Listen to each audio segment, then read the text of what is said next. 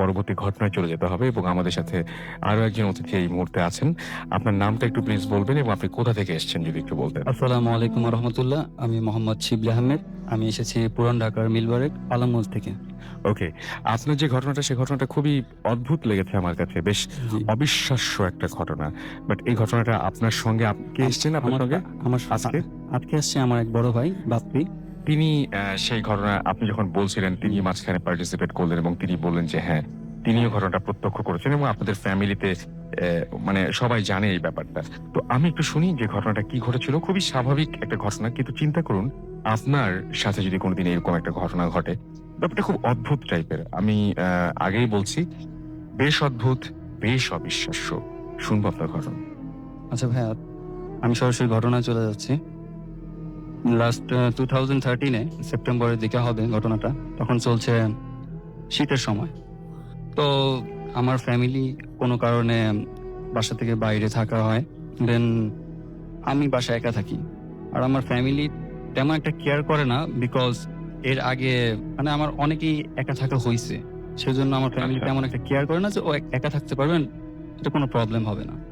তো সেই জন্য অ্যাজ ইউজুয়াল আমি একা থাকি। দেন স্বাভাবিক সারাদিনের কাজকর্ম যেভাবেই করি সেভাবেই সারাদিনের মতো সবকিছু করে দেন জাস্ট 11টার পরে আমি বাসায় চলে আসি। হুম, তো বাসায় ঢোকার পর আমি দেখতে পাই, যেটা প্রথমেই দেখতে পাই যে আগে আমার বাড়ির কিছুটা বর্ণনা দিলে বোধহয় বেটার হয়। জি, জি, প্লিজ বলেন, অসুবিধা নেই। যেমন আমার বাড়িটা হচ্ছে 4 তলা। হুম, নিচতলা 2টা ভাড়াটিয়া থাকে, আচ্ছা, দোতলার পুরো ফ্ল্যাটে আমরাই থাকি, আচ্ছা, তৃতীয় তলায় আমার বড় ভাইরা থাকে, আচ্ছা। আর চতুর্থ তলায় বড় ভাই বিজনেস পারপাসে ইউজ করে আর কি। মানে একটা যৌথ ফ্যামিলিতে হ্যাঁ, আপনারা সেরকমই। সবাই। তো সেদিন আমি বাসায় ঢোকার পরে যে জিনিসটা দেখতে পাই যে বাম পাশে যেই আমাদের ভাড়াটিয়াটা ঢোকার পর তো সেই গেটটা তালা। সো মোস্ট প্রবাবলি তারা কোথাও গিয়েছে বা এরকম কিছু, রাতে ফিরবে না যেহেতু এত রাত্র হয়ে গেছে। আর আরেকজন যে ভাড়াটিয়া ছিল তারা ঘুমাচ্ছে। দেন আমি গেটটা লক করে, আর আমার জন্য আমার চাচি রান্না টান্না করে রাখছিল, তো খাবার দাবার নিয়ে আমি উপরে চলে আসি। ও চলে গেট টেট লক করে ফ্রেশ হই। আর আমার একটা অভ্যাস আছে ভাইয়া, যে আমি প্রতিদিন রাত্র করে তাবলিগে যাওয়া হয়েছে, সেখান থেকেই শিখছি যে প্রতিদিন রাত্রে অজু করে দেন ঘুমাতে যাই। আচ্ছা। তো ফ্রেশ হওয়ার পর অজু করি, অজু করার পর আমি টিভি ছাড়ি। তো টিভি হুম। ছেড়ে দেখি যে টেনিস স্পোর্টসে হয়তোবা বাংলাদেশ অস্ট্রেলিয়া একটা ম্যাচ হইতেছে, সেটা ওই যে বাংলাদেশ যেটা জিতছিল, আচ্ছা, আচ্ছা, আচ্ছা, তো বুঝতে ওই গেমটাই পেরেছি। হইতেছে। তো হ্যাঁ। আমি খুব এক্সাইটেড যে বাংলাদেশ জিতছিল, আশরাফুল সেটা সেঞ্চুরি করছে। হুম, দেন আমি তাড়াহুড়ো করে খাবার দাবার সবকিছু অ্যারেঞ্জ করে পানি টানি সব নিয়ে ডাইনিং এ বসি না, যেহেতু আমি খেলাটা দেখবো আর খাবো। সো আমি বেডে চলে আসি। হুম, তো বসে খাইতেছি, খেলা দেখতেছি, এরকম একটা মোমেন্টে যখন আমার খাওয়ার মাছ পচে, মানে আমার খাওয়ার যে ময়লাটা হুম, লাইক হাড্ডি টাইপের কিছু, আচ্ছা, তো এই টাইপের কোনো কিছু যে ফেলবো, তো 15 টাকায় মানে চিরঞ্জি ইউজ করা হয় এগুলো ফেলার জন্য, তো বা বন প্লেট এই টাইপের কিছু। তো আমি সেটা আনতে ভুলে গেছি, যেহেতু আমি তাড়াহুড়া করে সবকিছু করতে হয়েছে আমাকে। হুম, সো ভুলে গেছি, এখন সেটা গিয়ে আনবো, এদিকে একটা এক্সাইটিং ম্যাচ চলতেছে। হুম। তো সেটা আপনার উঠতে দেখবো, ইচ্ছে করছিল না হ্যাঁ, আসলে। হ্যাঁ, উঠতে ইচ্ছে করতেছিল না। তো আমি আচ্ছা। আশেপাশে তাকাই ভাইয়া, হুম, আসলে দেখি কিছু আছে কি না ফেলার মতো। হুম, দেন আমি যেটা নোটিস করি যে আমার জানালাটা খোলা, আর জানালার ওই পাশটা ভাইয়া প্রায় অনেক বছর যাবতই প্রায় 1.5 কাঠা জায়গা হবে। হুম, সো পরিত্যক্ত অবস্থায় আছে। সেখানে আমার দাদি থাকতেন, তো তিনি মারা যাওয়ার পর সেখানে কেউ থাকেও নাই, প্লাস সেখানে কোনো ভাড়াটাও দেওয়া হয়নি। সে বাড়িটা একেবারে মানে সেই জায়গাটাই পরিত্যক্ত অবস্থায় আছে। তো ভাবলাম যে ওইখানে ময়লাটা ফেললে তেমন একটা প্রবলেম হবে না। তো আচ্ছা। আমি সাথে সাথে ফেলি। তো আমি যেটা নোটিস করি, জাস্ট জানালার যে গ্রিল আছে না ভাইয়া, হুম, গ্রিলের সাথে হাঁড়িটা টাচ করে এমন একটা সাউন্ড হয়, প্লাস হাঁড়িটা পড়ে যায়, জানালার ওপাশে পড়ে যায়। তো ওপাশে পড়ে যায়, তো আমার আর ওইদিকে ভ্রুক্ষেপ না করে আমি এখন খেলা দেখতেছি। সো খেলা দেখার পর হঠাৎ করে জাস্ট মোস্ট প্রবাবলি 3 সেকেন্ড হবে। 3 সেকেন্ড হুম, পর জাস্ট শক্ত একটা কিছু হাড্ডি টাইপের কোনো কিছু যদি আপনার প্লেটে, কাঁচের প্লেটে যদি মানে ছুঁড়ে মারে কেউ, সেক্ষেত্রে কিন্তু ভাই একটা আওয়াজ হবে। আচ্ছা। দেন সেই আওয়াজটা আমি হ্যাঁ, পাই। সেটা স্বাভাবিক, খুবই সেই স্বাভাবিক। আওয়াজটা আমি হ্যাঁ। পাই। তো আমি সাথে সাথে নিচে তাকাই যে হুম, কি হইলো? দেন আমি দেখতে পেলাম যে আমার প্লেটে একটা হাড্ডি, শুকনো হাড্ডি ভাই। হুম, যেটা কিনা মানে খাওয়ার পরে একটা, আর খাওয়ার আগে যেটা প্লেটে থাকে সেটা কিন্তু হুম। ডিফারেন্টটা ভাইয়া আইডেন্টিফাই করা যায়। হুম, হুম, হুম, হুম। শুকনো হাড্ডিটা। তো আচ্ছা। তারপরে আমি তেমন এটা মাথায় নেই না। যে হইতে পারে এটা আমার আরো যে মাংসগুলো ছিল সেটাই হইতে পারে, হাড্ডিটা আমি যেটা ফেলছি সেটা ওইটা না। হুম হুম। দেন আমি আর এটা চিন্তা করি না, দেন সে হাড্ডিটা নিয়ে আমি আবারও সেম কাজটা করি। এক্ষেত্রে আমি স্পষ্টভাবে দেখি যে কোনো গ্রিলের সাথে কোনো কিছু টাচ হয়নি, হুম হুম। গ্রিলের যে গ্যাপটা হুম। সেই গ্যাপ দিয়ে ডাইরেক্টলি চলে গেল, মানে পার হয়ে গেল পার আর হয়ে কি। গেল। হ্যাঁ, তারপরে? দেন আমি মানে কিছুক্ষণ মানে ওইদিকে তাকাই, হুম অনুভব করার চেষ্টা করি যে সামথিং কিছু হইতেছে কিনা, বাট তেমন কোনো কিছু সাড়া না পায়া জাস্ট 3 সেকেন্ড পর আমি আবার খেলা দেখতেছি। হুম হুম। খেলা দেখার পর জাস্ট মোস্ট প্রবাবলি বা 8 থেকে 10 সেকেন্ড হবে, এরপর আমি সেম আওয়াজটা পাই, প্লেটে লাগার যে আওয়াজটা। আচ্ছা। এবার একটু জোরে, প্রথমবার একটু আস্তে সাউন্ড, এখন একটু মানে যে জোরে মারলে যে আওয়াজটা একটু বেড়ে যাবে না, হুম হুম হুম। সেই টাইপের আওয়াজটা। তো সেই আওয়াজটা পাই আমি, দেন আবারও তাকাই, সেম কাহিনী, হাড্ডিটা ওইরকম শুকনো আমার প্লেটে আছে। এবার আমি একটু মাথা ঘামাই যে এটা কি হলো, হুম হুম। হয়তো বা নিচে থেকে কেউ আমাকে, কোনো মানুষ হয়তো বা ছুঁড়ে মারতে পারে, এরকম একটা কিউরিওসিটি নিয়ে আমি সাথে সাথে জানালার পাশে যাই এবং সব দিকটা যতটুকু পর্যন্ত দেখা যাচ্ছিল সব দিকটা সার্চ করি। তো আমি যেটা দেখতে পাই যে শীতের রাতে যেরকম একটা নিস্তব্ধতা, একটা যে কুয়াশা যে উড়ে বেড়ায়, সেরকম একটা মনোরম পরিবেশ, একেবারে ঠান্ডা পরিবেশটা, সেখানে মানে কেউ আসার কোনো মানে উপস্থিতি কোনো বোঝা যাচ্ছে জানছি না, নাই একদম। টানতি নেই। হ্যাঁ। তো এরকম দেখি, তা মনে মনে ভাইবানি হয়তোবা কেউ হয়তোবা আমার সাথে ফাজলামো করছে, হুম। হয়তোবা জানে যেহেতু আমি বাসায় একা। আর অন্য দিন থেকে ভাইয়া এই ব্যাপারটা একটু আলাদা যে আমি একা, হুম। কারণ অন্যান্য দিনে আমি যখন একা থাকি দেন তৃতীয় তলায় হয়তো ভাইয়েরা থাকে, নিচতলা ভাড়াটিয়া গুলো থাকে, হুম। আর আসি এটা একটু ডিফারেন্ট কেন, দোতলায় তো আমাদের বাসা কেউ নাই, সে সাথে ভাইয়ারাও কেউ নাই, আর হুম। চারতলা তো কেউ থাকেই না, সেখানে ভাইয়া বিজনেস পারপাসে এই ইউজ করে। হুম। দেন নিচের একটা ভাড়াটিয়া নাই, একজন আছে তাও গেট লক। হুম। বুঝতেই পারতেছেন যে পুরোটা বাড়িতে হয়তো বা একটা ভাড়াটিয়া ছাড়া চারতলা বিল্ডিং এ আমি একা। একদম। তো মাস্ট বি আমি এটা থিঙ্ক করে নিছি যে এই সুযোগটা হয়তো বা কেউ নিছে হুম। আমাকে ভয় দেখানোর জন্য, বা এরকম কোন ইনটিউশন তার ভিতরে আছে, সে এইভাবে করতে পারে। তো ব্যাপারটা এইভাবে নিছি, কারণ আমার রাস্তাটা পার করতে হবে একা, আমি ভয় পেলে তো চলবে না। তো হুম হুম। এইভাবেই নিছি ব্যাপারটা। তো এভাবে নেওয়ার পর দেন আবার সেই হাড্ডিটা যখন আমি দেখি, দেন আবার আমি ছুঁড়ে মারি। আচ্ছা। ও, এটা বলছি ভাইয়া। হুম। তো ছুরি মারার পর যখন আসলো আমি দেখলাম কেউ নেই, দেন আমার মাথায় একটা কিউরিওসিটি কাজ করে যে হাড্ডিটা যখন আমি মারলাম সেই হাড্ডিটা ফেরত আসলো, হুম। সেটা হয়তো বা পসিবল কোনোভাবে, দেন মারলাম, সে কোনোভাবে এটা খুঁজে সেম জিনিসটাই আমারে মারলো, বা এটা কোইন্সিডেন্টলি আমার প্লেটে এসে পড়লো, এটাই হইতেই পারে। হুম। এমন কিছু কি করা যায় যেটা কোনো মানুষের পক্ষে সেটা সম্ভব না, এটা যে জিনিসটা আমি মারলে একটা মানুষ তাৎক্ষণিকভাবে সেই জিনিসটা আমার রিটার্ন করতে পারবে না, রাইট। এরকম কোনো কিছু আমি থিঙ্ক করতেছিলাম যে কি করা যায়। দেন ওই ইতিমধ্যে ভাই আমার খাবারের রুচি চলে গেছে, আমি আর খাবো না। দেন আমি প্লেটে হাত দিয়ে ফেলছি, তো হাত ধোয়ার পর আধা গ্লাস পানি আমার রয়ে যায়। তো ওই আধা গ্লাস পানির দিকে যখন আমি তাকাই তখন আমি মানে আর আমার বোঝার বাকি নেই যে এই জিনিসটা হয়তো বা যদি মারি তো তার পক্ষে তাৎক্ষণিকভাবে সেটা রিপ্লাই করা সম্ভব হবে না। তো সেরকম চিন্তা করতে করতেই আমি আর বেশিক্ষণ ভাবি না, সাথে সাথে ছুঁড়ে মারি। হুম। তো পানিটা জানালা ক্রস করে যেন কিছু সময় পর নিচে পড়ে, আর এত নীরব ছিল যে পানিটা যে পড়ছে সেই আওয়াজটাও আমি স্পষ্ট শুনতে পেয়েছি। ওকে।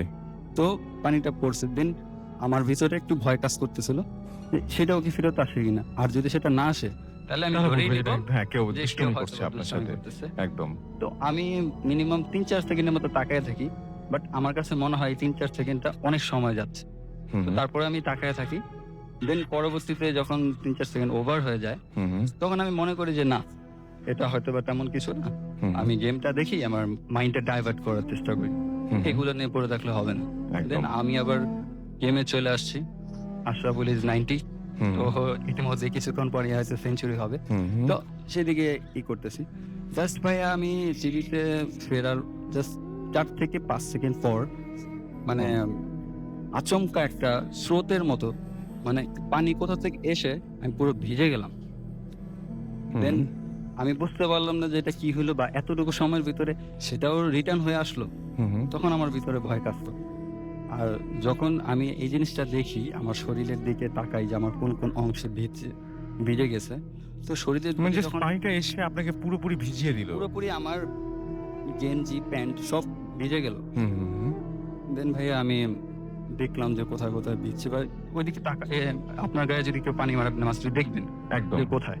দেন আমি দেখলাম, বাট দেখার পরেই ভাই আমি টান হয়ে গেলাম, হুম, একই মারলাম পানি, বাট আমার শরীরটা সম্পূর্ণ ভিজে লাল হয়ে আছে। হুম, আমি এখন আমার গায়ে ভাইয়া পশম দাঁড়ায় যেতেছে যে মানে এটা কিভাবে পসিবল। এতক্ষণ তো আমি ফানিলি নিতেছিলাম ব্যাপারটা যে হয়তো বা কেউ আমার সাথে দুষ্টামি করতেছে, বাট হুম। এইটা কি হইলো সেটাই। বা কেন হইলো আমি কোনো কিছুই মিলাইতে পারতেছিলাম না ভাইয়া।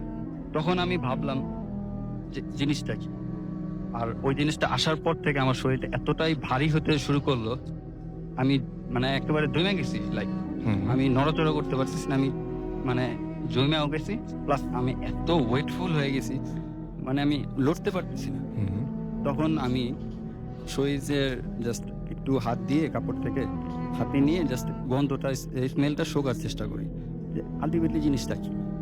তখন আমি ক্লিয়ারলি বুঝতে পারি যেটা একটা একেবারে তাজা রক্তের একটা স্মেল, হুম, একেবারে বাজে একটা স্মেল। হুম, আর আমার শরীরে প্রচুর গরম লাগতে থাকে। আসলে যে তাজা রক্তর যে একটা গরম একটা ভাব আছে সেটা কিন্তু অনুভব করা যায়, যে সাথে সাথে যখন আমরা এই কোরবানির সময় গরু কোরবানি দিই এবং সাথে সাথে যে রক্তটা বের হয় হুম, সেটা কিন্তু ভাই একটু হলো গরম থাকে, টাটকা রক্তটা সেটা। তো সেই রকম একটা কিছু ফিল করি। But সেই জিনিসটা দেখার পর আর বেশি মানে যে গন্ধটা যখন শুকলাম তখনই মানে মানে কেমন যেন একটা নেশার ঘোরের মতো আমার সব কিছু গোলায় যেতেছিল। আচ্ছা। আমি দেখতেছিলাম আমার টিভি, আমার ফ্যান আমার মাথার চারিদিকে এরকম ঘুরতেছে।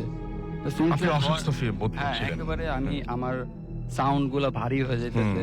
আমি মানে এরকমই করতেছি, আর মাইন্ডে আমার চলতেছিল যে এই যে স্টেপ বাই স্টেপ ঘটনাগুলো ঘটতেছে, হুম, হুম, ছুড়ে মারলাম আসলো, পানি মারলাম আসলো, এই ঘটনাগুলো মানে 3টা স্টেপে রিক্যাপের মতো আমার সার্কেলের মতো আমার মাথায় ঘুরতেছে, ফরওয়ার্ড টাইপের, মানে তাড়াতাড়ি হুম, হুম, হুম। যে এটার পর এটা হইতেছে, এটার পর এটা হইতেছে। আলটিমেটলি সব কোনো কিছু একসাথে আমার মাথায় চেপে বসলো, সব কিছু একসাথে আমি ফিল করা শুরু করলাম। আর তখনই আমি এত অস্বস্তি বোধ করলাম যে এনি টাইম এনি হাও আমি হয়তো বা সেন্সলেস হয়ে যাবো, নয়তো হয়তো বা মারা যাবো, এরকম একটা ফিল। দেন আমি তখন চিন্তা করি যে হায়াত মতো আল্লাহর হাতে, হয়তো বা হায়াত থাকলে মরবো না, বাট এরকম একটা শখ যদি আমার মাইন্ডে এফেক্ট করে হতে পারে আমি মানসিক বিকারগ্রস্ত হয়ে যেতে পারি। তো Right. আমি হয়তো বা এখানে থাকলে কিছু না কিছু একটা হবে, সামহাও আমি যদি এখান থেকে একটু বের হয়ে বা অন্য কোথাও চলে যেতে পারি হয়তো বা আমি বাঁচতে পারি। এরকম একটা ইনটিউশন আমার ভিতরে কাজ করে যে হয়তো বা আমি বের হয়ে গেলে বাঁচবো। হুম, হুম। দেন আমি অনেক চেষ্টা করি চিৎকার করার, বা চিৎকার করতেছি, আমার চিৎকার আমি শুনতে পাইতেছি না, অন্য কেউ শুনতে তো দূরের কথা, আমার চিৎকার আমি শুনতে পারতেছি না। দেন আমি অনেক জোরে দৌড়ানোর চেষ্টা করতেছি, আমার শরীর এতটাই ভারী হয়ে গেছিল যে আমি জোরে দৌড়াতে পারতেছি না, কিন্তু আস্তে আস্তে আস্তে আস্তে যখন আমি চেষ্টা করতে লাগলাম তো একটু একটু মুভ করতে পারতেছিলাম। তখন যতটুকু সম্ভব, যত ফোর্সে সম্ভব আমি ছুটে গেলাম, আমাদের দরজাটা খুললাম, দেন আমি দৌড়াতে থাকলাম। তারপরে সামনে কি আসলো না কি কোথায় কি গেলাম মানে আমার এত কিছু খেয়াল নাই, আমি জাস্ট দৌড়াইতেছি। সামনে কি কোনো বাধা বিপত্তি এত কিছু আমার কেয়ার করতেছি না, আমি জাস্ট আমার বের হতে হবে এখান থেকে, বা কোনো আশ্রয় আমার চলে যেতে হবে। তো সেক্ষেত্রে আমি গেলাম। তো হঠাৎ করে আচমকাই জাস্ট আমি সামনে দেখতেছি পুরো ফাঁকা ময়দান, কিছু নাই, জাস্ট আমি এমন একটা জিনিসের সাথে আমার সংঘর্ষ হইলো, সেই জিনিসটা একটা রাবার, যেমন কোনো রাবারের সাথে সংঘর্ষ হইলে সেটা আবার পাঞ্চ করে ফেরত দেয় না, তো সেই রকম একটা কিছু একেবারে ইনভিজিবল দেওয়ালের মতো, লাইক সেই রকমের একটা সাথে আমি বাড়ি খাইলাম। দেন আমি পাঞ্চ করে কিছু 2-3 হাত পরে গিয়ে পড়ার পর আমার আর কিছু খেয়াল নাই ভাইয়া। কি হয়েছে আপনি তারপর আর আমি জানেন আর না? জানি না। পরবর্তীতে পরদিন আমি যখন ঘুম থেকে উঠি, দেন আমার ফার্স্টেই আমি দেখি আমার ড্রেস আপ গুলো চেঞ্জ, হুম, হুম। আর আমি যে রুমে বসা ছিলাম বা শুই, তো সেই রুম থেকে আমি সেই রুমে নাই, আমি আমার আম্মার রুমে। তো আমারও সবাই চলে আসছে, তারা হয়তো বা সকালবেলা শুনতে পারছে। দেন আসার পর আমি জিজ্ঞেস করলাম, প্রথমেই আমার কথাটা ছিল যে আমার ড্রেস গুলো কোথায়, আমার দেখতে হবে যে ব্লাড গুলা কি এখন আছে কিনা, হুম, হুম। আমার ড্রেস গুলো কোথায়। দেন আমি জিজ্ঞেস করলাম আম্মাকে, আম্মু বললো যে ওগুলো কিছু না, তুই শুয়ে পড়, তুই অসুস্থ না। আমি বললাম না, আমার ড্রেসগুলো দেখাম। বল না, তুই রেস্ট নে, ঘুমা, ঘুম থেকে উঠে আমি তোর সব বলতেছি। দেন আমি আবার শুয়ে পড়লাম। মোস্ট প্রবাবলি প্রচন্ড জ্বরের জন্য আমাকে ইঞ্জেকশন দেওয়া হয়েছিল, হয়তো ঘুমেরও হয়তো বা দেওয়া হয়েছিল। দেন আমার প্রচন্ড ঘুমও আসতেছিল, শরীরটা প্রচুর উইক লাগতেছিল, আমি শুয়ে পড়লাম। বিকেল বেলা আমার ঘুম ভাঙে, পরিপূর্ণ একটা ঘুম হয়। বিকেল বেলা ঘুম ভাঙে প্রচন্ড মাথা ব্যথার সাথে। ঘুম থেকে উঠি, জাস্ট আমার একই কোশ্চেন, আমার ড্রেসগুলো কোথায়? কারণ আমি তো দেখবো, যত পর্যন্ত আমি না দেখবো যে রাত্রেবেলা আমি যে জিনিসটা দেখছিলাম সেটা কি আসলে ট্রু কিনা। দেন বললো যে ড্রেসগুলো তো ফালাই দিব, তো ওইগুলো আমি টয়লেটে রাখছিলাম, এখন আছে কিনা জিয়া যায়, হয়তো বা কেউ ফালাই দিতে পারে। তো দিন আমি বাথরুমে জাস্ট 2 থেকে 3 হাত পিছন থেকেই, মানে স্মেলের জন্য আগাইতে পারতেছিল না। তো বাজে গন্ধ, মানে সকাল থেকে কেউ টয়লেটে যাওয়া পসিবল হয়ে উঠতেছিল না, এত বাজে গন্ধ। তো তারপর আমি কোনো মতে নাক চেপে গেলাম, যাওয়ার পর আমি দেখার চেষ্টা করলাম। দেন দেখি যে কোনো রক্ত নেই, কিছু নেই, ভেজা ড্রেসগুলা। হ্যাঁ, আপনার সঙ্গে যিনি এসেছেন আপনার ভাই, তিনিও বলছিলেন যে তারাও আসলে জামাতে কোনো রক্ত দেখেননি। তো যাই হোক, এই ছিল তো মোটামুটি আপনার ঘটনা। এই ছিল। আর পরবর্তীতে এটা আমি যখন সুস্থ হই পুরোপুরি, তখন আমি মানে এই জিনিসটা কিভাবে হইলো, কেন হইলো, এই জিনিসটা খোঁজার জন্য আমি একটু ট্রাই করি। ইভেন আমি তাবলিগ জামাতে যাওয়ার ফলে আমার ফরিদাবাদ মাদ্রাসা কিছু অনেক বুজুর্গদের সাথে পরিচয় হয়। তো তারা কি এই ব্যাপারগুলোকে ডিফাইন করতে পারতো। তো তাদের তারা কি বলেছেন, একটু বলেন আমাদেরকে। তো আমি পরবর্তী ফোনে কন্ট্যাক্ট করি যে আমার সাথে তো এরকম একটা ইনসিডেন্ট হয়ে গেছে, তো ভাই আপনার সাথে আমি একটু কথা বলতে চাই। সেটা বুঝলাম, কি বলেছেন তারা ও, সেটা শুনতে চাচ্ছি। ঠিক আছে, তার সাথে বললাম। দেন পুরো ঘটনা বলার পর তারা বলল যে ইতিপূর্বে কি এরকম কোনো ইনসিডেন্ট হয়েছে বা কারো কোনো ক্ষতি হয়েছে? আমি বললাম যে না, তেমন কোনো ক্ষতি হয়নি। টুকটাক আমার আম্মুর সাথেও সেম ঘটনাটা কিছুদিন পরে ঘটছে, বাট তখনও ঘটে নাই। তো বললাম যে না, কোনো ক্ষতি হয়নি। তারা তখন বলল যে এখানে অনেক বছর, মানে শত বছর, এই টাইপের অনেক দিন যাবতই এখানে কারো প্রেজেন্স আছে, বাট তারা যেহেতু এত ইতিপূর্বে কারো ক্ষতি করে নাই, তো তাদের ক্ষতি করারও কোনো ইচ্ছা নাই। তো সেই জন্যই হয়তো বা তোমারও কোনো ক্ষতি করেনি। বাট তোমার যে ঘটনাটা ঘটছে সেটা হয় কি, আমাদের যেরকম একটা জগৎ আছে, তো তাদেরও একটা এরকম জগৎ আছে, তাদেরও ইউনিভার্স আছে। তো তারাও চলাফেরা করে, তারাও সবকিছু করে আমাদের মতো। তো কোরআনে যেহেতু আছে জিন জাতি, মানুষ জাতি, তো সেই রকম। তো যখন যে এই ঘটনাটা ঘটছে, হয়তো বা এমন হইতে পারে যে তারা সেই জায়গায় তাদের চলাচল ছিল, তোমার কোনো কিছু ছুঁড়ে মারা হয়তো বা তার আঘাতগ্রস্ত হয়েছে, অথবা তাদের পথে সেই জিনিসটা কাটা হয়ে দাঁড়াইছে, বা তার এটা লাইক করে নেই যে এই জিনিসটা তাদের সাথে হোক। জাস্ট সেই জিনিসটার হয়তো বা তারা রিপ্লাই দিছে। তো এই কথা বলার পরে আমি একটু শেয়ার করলাম যে আমার দাদি থেকে শুরু করে আমার মুরব্বীরা যারা আছে তাদের থেকে আমি অনেক শুনছি যে আমার দাদা প্লাস দাদার আব্বার থেকে একটা মানে জিনের একটা প্রচলন চলে আসছে, তারা আর কি তাদের মানে পালতু টাইপের, এই টাইপের একটা, মানে তারা আর কি জিন পালতো, এরকম শুনছি এইগুলা। তো এরকম এগুলো বলার পর তারা বললো যে হয়তোবা এগুলা এখনো আছে পাহারাদার হিসাবে, হয়তোবা তারাই এগুলা করছে, তারা আলটিমেটলি কোনো ক্ষতি করতে চায় না। ওকে, এই যে। আপনাকে অনেক ধন্যবাদ আপনার ঘটনার জন্য। সেটি হচ্ছে একটা অ্যাম্বুলেন্সের ঘটনা, রাইট? একটা ভৌতিক অ্যাম্বুলেন্স উনি বলছেন, অ্যাম্বুলেন্সটাই হন্টেড। ওনার কথা অনুযায়ী অ্যাম্বুলেন্সটাই হন্টেড। তো আমরা শুনবো তার কাছে সেই ঘটনাটি। এবং এই আপনার নামটা একটু প্লিজ বলবেন। হ্যালো লিসেনার, আমি জয়, আপনি ধানমন্ডি থেকে এসেছেন। আপনার যে ঘটনাটা ঘটেছিল সেই ঘটনাটা একটু জায়গাটা বলেন, যে কোথায় এই ঘটনাটা ঘটেছিল। এটা ঘটেছিল হচ্ছে চিটাগাংয়ের সীতাকুণ্ড। সীতাকুণ্ডতে। আমরা চলে যাই ঘটনায়। শিওর। আমি যে ঘটনাটা শেয়ার করব সেটা হচ্ছে একটি ভৌতিক অ্যাম্বুলেন্সকে কেন্দ্র করে। আর এই ঘটনার সাথে জড়িয়ে আছে একটি ছেলের মর্মান্তিক মৃত্যু। তো সরাসরি ঘটনা চলে যাচ্ছে রাসেল ভাই। জি প্লিজ। আমি বেশ কিছুদিন আগে চিটাগাং গিয়েছিলাম।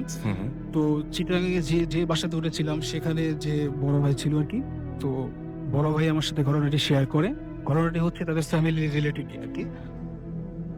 তো আমি তার বাসাতে না বলে আমার সাথে বলছি, যেন লিসেনাররা বুঝতে পারে আর কি। তো যাই হোক, তো তারা ছিল ফ্যামিলিতে 3 ভাই আর তার বাবা আর মা আর কি। তো তার মানে সে আর তার মাঝেরও ভাই আসলে সে আর তার মানে মেজো ভাই আর কি তার হুম। বাবার কাছে সবসময় ব্যস্ত থাকতো আর কি। তার বাবার অনেক বড় ব্যবসা ছিল আর কি আড়তে। আচ্ছা, তো ব্যস্ত থাকার ওই এলাকাতেই ছিল। হ্যাঁ, ব্যস্ত থাকতো। আর হচ্ছে তার যে ছোট ভাইটি ছিল সে সবেমাত্র এইচএসসি এক্সাম দিয়েছে। সে তার মার সাথেই বাসাতে থাকতো এবং ছোটখাটো ওর কাছে হেল্প করতো। আর ছেলেটি ছিল খুবই ভালো। মানে বাইরে তেমন একটা বের হতো না। সবসময় বাসাতেই থাকতো প্রয়োজন ছাড়া আরকি। আর তাদের ফ্যামিলির একটা ওয়েল রেপুটেশন ছিল আরকি আচ্ছা, এলাকাতে। তো এমনই চলছিল। তো রাসেল ভাই হঠাৎ একদিন কোনো কারণ ছাড়াই সে ছেলেটি অসুস্থ হয়ে পড়ে। তো ফ্যামিলি চিন্তা করে যে তারা প্রাথমিক অবস্থায় বাসাতেই হয়তো চিকিৎসা করাবে, হয়তো সুস্থ হয়ে যাবে। কিন্তু আসলে রাসেল ভাই দেখা যায় যে ছেলেটির অবস্থা আরো আগের থেকে খারাপের দিকে যেতে থাকে আরকি। ধীরে ধীরে খারাপ হতে শুরু করে। তো আচ্ছা, তারা করে যে আ তার বাবা কি করে ডক্টর নিয়ে আসে বাসাতে। তো ডক্টর চিকিৎসা করায়। চিকিৎসা করার পর ডক্টর বলে যে আপনার ছেলেকে হসপিটালে নিয়ে চলেন, হয়তো সেখানে গেলে ও ভালো টেক কেয়ার পাবে। তো তার মা চিন্তা করে যে একটা আদরের ছেলে সে সে কি করে বাইরে যাবে বা কিভাবে থাকবে বা কি করে থাকবে। তো তার মা বলে যে দরকার নেই, সে বাসাতেই থাকুক, দেখি বাসাতে কিছু করা যায় কিনা, দরকার হলে ডক্টর বাসাতে নিয়ে আসবো, বাসায় চিকিৎসা হবে।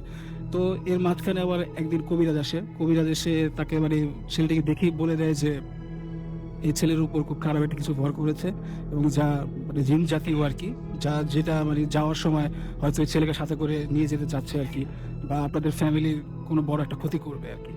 তো তার বা আসলে খুবই চিন্তিত হয়ে পড়ে যে এটা কি বলছে। তো তার বাবা আবার একটু আধুনিক টাইপের লোক ছিল, যার কারণে তিনি এগুলো বিশ্বাস করতেন না আর কি, আমলে নেননি। তো তিনি ওই ডক্টরের চিকিৎসাতে বিশ্বাসী ছিলেন আর কি। তো এমন কিছুদিন চলতে থাকে। তো ছেলেটি সুস্থ হয়, আবার ভালো হয়, সুস্থ হয়, আবার ভালো হয়। এভাবেই চলতে থাকে। তো একদিনের ঘটনা রাসেল ভাই। তো সেদিন ঘুরি, ঘুরি বৃষ্টি হচ্ছিল। আর ঘুরি, ঘুরি বৃষ্টি হচ্ছিল সারাদিনই। তো সন্ধ্যার দিকে ছেলেটি কোনো কারণ ছাড়াই খুবই অসুস্থ হয়ে পড়ে। এমন অসুস্থ হয় যে চোখ বড়, বড় করে লম্বা, লম্বা শ্বাস নিতে থাকে। তো তার বাসার সবাই ভয় পেয়ে যায়। তো ছেলেটি বিছানাতেই থাকে। তো তাকে ঘিরে তার ফ্যামিলির লোকজন থাকে আরকি। তো তার বাবা চিন্তা করে যে আসলে এভাবে আর রাখা সম্ভব না, তাকে হসপিটালে নিয়ে যেতে হবে। তো রাসেল ভাই আসলে তখন বাইরে খুবই বৃষ্টি হচ্ছিল আর আকাশ কাঁপিয়ে বাজ পড়ছিল আরকি। তো সেই অবস্থায় হসপিটালে নিয়ে যাওয়া সম্ভব ছিল না। তো কি করে যে তার বাবা হসপিটালে ফোন করে যে একটা অ্যাম্বুলেন্স পাঠানোর জন্য। তো হসপিটাল থেকে কনফার্ম করা হয় যে অ্যাম্বুলেন্স পাঠানো হচ্ছে। তো রাসেল ভাই এখানে একটু অবাক করার বিষয় হচ্ছে কি এই যে ২ মিনিটের মাথায় হুম। মানে বাসার গেটে অ্যাম্বুলেন্স এসে হাজির হয়। আচ্ছা, তো বাসার সবাই আসলে খুবই অবাক হয়ে যায় যে এত তাড়াতাড়ি কিভাবে আসলো। হুম, কারণ বাসা থেকে যদি মাপ করা হয় যে আপনার হসপিটালের দূরত্ব হবে মিনিমাম ৮ থেকে ৯ মাইল দূরে। আর যদি আরো দ্রুতই আসে তাহলেও সময় লাগবে। কারণ বাসাতে আসতে হলে পেরোতে হবে অনেক আগাবাগা পথ, উঁচু-নিচু পথ। হুম, হুম, তো যাই হোক তারা এত কিছু চিন্তা না করে তো তারা সবাই মিলে বৃষ্টির মধ্যে ধরাধরি করে তো ছেলেটিকে অ্যাম্বুলেন্সে তোলে এবং অ্যাম্বুলেন্সটি এবং মানে তার বাবা বলে যে ড্রাইভারকে বলে যে আপনি চলেন, ঠিক আছে? মানে তাড়াতাড়ি চলেন আরকি। তো তাদের ড্রাইভারের মানে এতই তারা রোগী কিনে ব্যস্ত ছিল যে ড্রাইভারের চেহারা বা ফেস এমন কিছুই মানে তখন খেয়াল করেনি আসলে। তো তাদের ভিতরে একটা চিন্তা ছিল যে তাদের ভিতরে একটা চিন্তা ছিল যে অ্যাম্বুলেন্সে একজন বসে আছে। তিনি হচ্ছে অ্যাম্বুলেন্সের ড্রাইভার। এতটুকুই। তো অ্যাম্বুলেন্স চলছিল। তো তাদের কাছে মনে হলো যে অ্যাম্বুলেন্সটি খুবই মানে দ্রুত চলছে এবং সমান গতিতে চলছে। তো তাদের রাস্তায় কিন্তু আরো আঁকা-বাঁকা অনেক উঁচু-নিচু পথ ছিল। যার কারণে অ্যাম্বুলেন্স কিন্তু রাসেল ভাই জাম্প করার কথা আরকি বারে, বারে। কিন্তু আসলে এমন কোনো জাম মানে এঁকে বেঁকে যাওয়ার কথা, কোনো সময় স্লো করার কথা, কোনো সময় লাফানোর কথা, বাম্প হওয়ার কথা, সেরকম কিছু হচ্ছিল না। না, এমন কিছু আচ্ছা। হচ্ছিল না। তো রাসেল ভাই তো এভাবে চলছিল। তো তারা রোগীকে নিয়ে আসলে ব্যস্ত ছিল। তো একটা সময় কি হয় রাসেল ভাই, রোগীর অবস্থা আরো বেশি খারাপ হয়ে যায়। হুম, তো তো রোগীর মুখ থেকে ব্লিডিং হতে থাকে, রক্ত বের হতে থাকে আরকি আচ্ছা, কারণ ছাড়াই। তো আসলে তারা খুবই ভয় পেয়ে যায় যে এটা কি হচ্ছে। হ্যাঁ, আর চোখ বড়, বড় করে শ্বাস নিতে থাকে।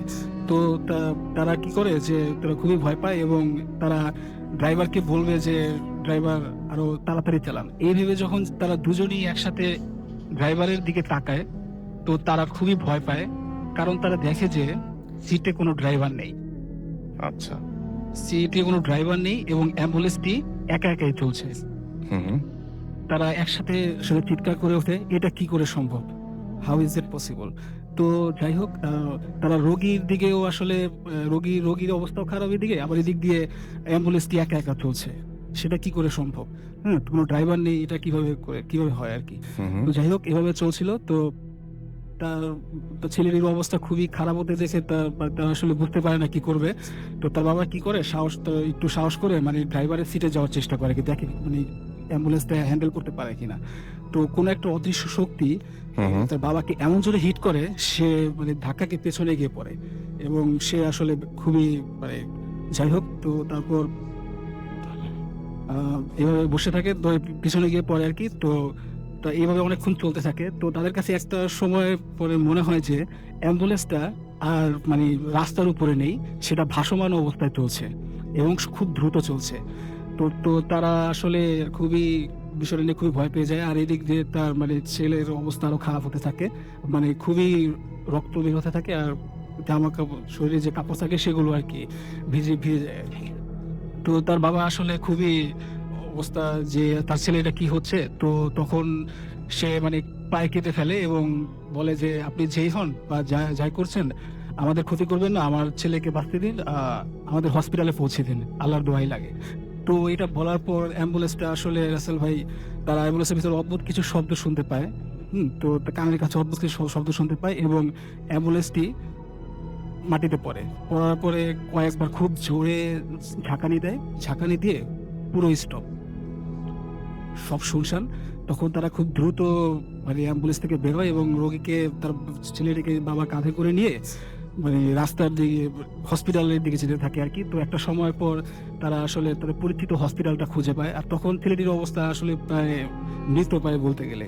চোখ বন্ধ ছিল। তো দুঃখের বিষয় হচ্ছে কি রাসেল ভাই, তো হসপিটালে যখন নিয়ে যায় তখন ডক্টররা সব দেখে বলে যে আসলে ছেলে সে মারা গেছে আরকি। তাকে মৃত ঘোষণা করে এবং ডক্টররা আরো জানায় যে তার পরীক্ষা নিরীক্ষা করে আরো জানতে পারে, জানায় যে তার শরীরে যে গুরুত্বপূর্ণ অঙ্গগুলো ছিল, অর্থাৎ কিডনি, লিভার, হুম হুম। এগুলো নেই। এগুলো আসলে ভিতর থেকে ছিঁড়ে ফেলা হয়েছে বা কোনোভাবে নিয়ে যাওয়া হয়েছে আরকি। আর তো যাই হোক, একটা বিষয় জানা যায় যে তারা আসলে হসপিটাল থেকে কোনো অ্যাম্বুলেন্স পাঠানো হয়নি সেদিন, বৃষ্টির জন্য তারা পাঠাতে পারেনি। তো এই বিষয়টা জানাজানি হলে আশেপাশের লোকজন তো অ্যাম্বুলেন্সটি খোঁজার জন্য যায়, কিন্তু অ্যাম্বুলেন্সটি আসলে কোথাও খুঁজে পাওয়া যায়নি পরবর্তীতে। তো তাদের এই ঘটনার পর থেকে আসলে তাদের ফ্যামিলিটি মানে খুবই ভেঙে পড়ে আরকি। আর্থিকভাবেও তাদের অনেক তারা ক্ষতি ক্ষতির হয়েছে। সম্মুখীন হয়। জি, জি, জি। এই আপনার ঘটনা জি। ছিল। আপনাকে অনেক ধন্যবাদ Thank আপনার you. ঘটনার জন্য এবং আশা করছি যে পরবর্তীতে যে ঘটনাগুলো হবে সেই ঘটনাগুলো আপনারা শুনবেন এবং পুরোটা সময় আমাদের সঙ্গেই থাকবেন। আমি চলে যাই আরো একটা ঘটনায়। আমার কাছে একটা স্টোরি রয়েছে যেটি আমি ইমেইল আছে সেটা পড়তে চাই। আসসালামু আলাইকুম রাসেল ভাই, ভূত এফএম এর সকলকে ধন্যবাদ। আমার নাম শাহরুখ। আমি চট্টগ্রাম হালি শহরে থাকি। আমার খুব ইচ্ছে ছিল আপনাদের সাথে সরেজমিনে আমার ঘটনাটি শেয়ার করা, কিন্তু কিছু কারণে সেটা সম্ভব হলো না। আমি সরাসরি ঘটনায় চলে যাচ্ছি। আমার সাথে নয়, কিন্তু আমার পরিবারের সাথে ঘটে যাওয়া একটি ঘটনা আমি বলছি। ঘটনাটি আমার আম্মুর সাথে ঘটে আজ থেকে ৬-৭ বছর আগে। আম্মু নিজে আমাকে এই ঘটনাটি বলে। আমাদের বাসা হলো সেমি পাকা, একেবারে সাধারণ। আব্বু পুলিশে চাকরি করেন, তাই অধিকাংশ সময় বাইরে থাকতেন এবং আম্মু বাসার কিছু কাজ করাচ্ছিলেন। তাই আমি ভাবলাম আরো একটি নতুন রুম বানানো যাক। আর আম্মুকে বললাম, আম্মুও রাজি হলো। বলে রাখি, আমাদের বাসার সাথেই মোটামুটি বড় রকমের কিছু মেহগনি গাছ আছে, বিশাল আকারের, লম্বা এবং চওড়া। তো রুমটি বানানো হয়ে গেল। আমি আমার আম্মু একসাথে ঘুমাতাম। আমাদের বেডরুমটির পাশে আরেকটি বাসার বিল্ডিং বানানোর কাজ চলছিল, তাই ভোরবেলা খুব বিরক্তির সাথে ঘুম ভেঙে যেত। আম্মুকে বললাম যে কেননা ওই বাসার নতুন রুমটি আমরা শিফট করি। আম্মু প্রথমে রাজি হয়নি, কিন্তু পরে রাজি হতেই হলো। ঘটনাটি ঘটলো ওই রুমটিতেই যাওয়ার পরে। ৩-৪ দিন হয়ে গেল আমি দারুণ ভাবেই ঘুমাচ্ছি, কিন্তু আমার আম্মুর কিছু সমস্যা হচ্ছিল। আম্মুর কিছু স্বপ্ন আসতে শুরু করলো। কি স্বপ্ন তা আমি ঘটনার শেষে বলবো। প্রায় ১ মাস হয়ে গেল স্বপ্নগুলোর কারণে আম্মুর ঘুম হচ্ছিল না এবং একদিন রাতে যা ঘটলো তার কথা মনে করলে আম্মু আর আমি এখনো ভয়ে কেঁপে উঠি। প্রতিদিনের মতোই আম্মু পানির মেশিন বন্ধ করে ঘরের লাইট ফ্যান অফ করে ঘুমাতে আসেন। আমি আরো আগেই ঘুমিয়ে পড়েছি। আম্মু আমার পাশে এসে ঘুমালেন। একটু বলি, নতুন রুমটির যেখানে বিছানাটি রয়েছে তার ঠিক উল্টো দিকে রয়েছে একটি জানালা এবং জানালার সাথেই লাগানো একটি মোটা মেহগনি গাছ। মানে ঘুমালে পায়ের সামনেই জানালাটি এবং জানালাটি গাছটি দেখা যায়। বাড়ির সামনে সবসময় রাত হলে দুই পাশে দুইটি 20 ওয়াটের হলুদ বাল্বগুলো জ্বলতে থাকে, তাই বাইরের মেহগনি গাছগুলো সরাসরি বোঝা যায়। তো আম্মু আমার পাশে শুয়ে আছে। রাত প্রায় 3টা। হঠাৎ মেহগনি গাছের একটি ফল আমার বাসার টিনের উপর এসে পড়ে। আমার ঘুম নষ্ট না হলেও আম্মুর ঘুম ভেঙে গিয়েছে। ঘুম ভাঙা ঝাপসা চোখে আম্মুর নজর গেল ওই জানালার বাইরের মেহগনি গাছের দিকে। আম্মু দেখলো একটি 6-7 বছরের বয়সের মতো দেহের আকারের কেউ ওই মেহগনি গাছ থেকে উল্টো ভাবে নেমে আসছে, খুব আস্তে আস্তে। উল্টো ভাবে বলতে তার মাথা ছিল নিচের দিকে আর পা ছিল ওপরের দিকে। আম্মু খুব ভয় পেয়ে যায়। আম্মুর হাত পা ঠান্ডা হয়ে আসে। তারপর ওটি জানালার ঠিক সামনে এসে আম্মুর দিকে মুখ করে তাকালো। আম্মু দেখতে পেল শুধু কালো একটা দেহের আকৃতি। তা ধীরে ধীরে আম্মুর সামনে আসতে থাকে। তারপর তার চোখ ছিল লাল রক্তের মতো। আম্মু যেটুকু দেখলো, ছেলেটির মাথায় চুল ছিল না, আর মাথা থেকে টপ টপ করে পানির মতো কিছু একটা পড়ছিল। আর 1 সেকেন্ডের ব্যবধানে হয়তো আম্মুর দেহের এপার ওপার চলে গেল। আম্মু সেখানেই বেহুশ হয়ে যায়। এর পরের দিন সকালে আম্মুকে আমি মাটিতে পাই। আম্মুকে ডেকে জাগালাম। আম্মু কিছু বলতে পারছে না, মনে হয় বোবা হয়ে গিয়েছে। আমি ডাক্তারকে ডেকে আনি। ডাক্তার বলল আম্মুর 104 ডিগ্রি জ্বর। জ্বরে আম্মু কাঁপছে। আর কোনো অপেক্ষা না করে আম্মু আবার আগের জায়গায় বিছানা নিয়ে আসে আর আমাকে বলল মসজিদের ইমাম সাহেবকে ডেকে নিয়ে আসতে। আমি তাই করলাম।